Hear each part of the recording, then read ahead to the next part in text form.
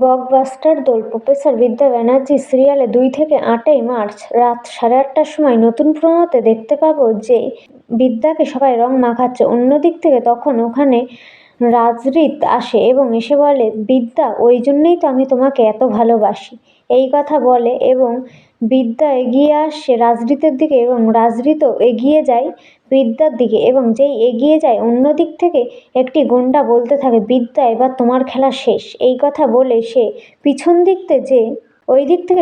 থেকে যে গুন্ডাটা আবার বিদ্যার পিঠে ছুরি মেরে দেয়। যেই বিদ্যার পিঠে ছুরি মেরে দেয় তখন বিদ্যা ওখানে অজ্ঞান হয়ে পড়ে যায় এবং অন্যদিক থেকে তখন আবার রাজরিত বলে যে, বিদ্যা, বিদ্যা, তোমার কি হলো, এ কথা বলে যে সে যখন দেখে যে ওর পিঠে দিয়ে রক্ত বেরোচ্ছে তখন যে দেখে যে ওর পিঠে কে একটা ছুরি মেরে চলে গেছে।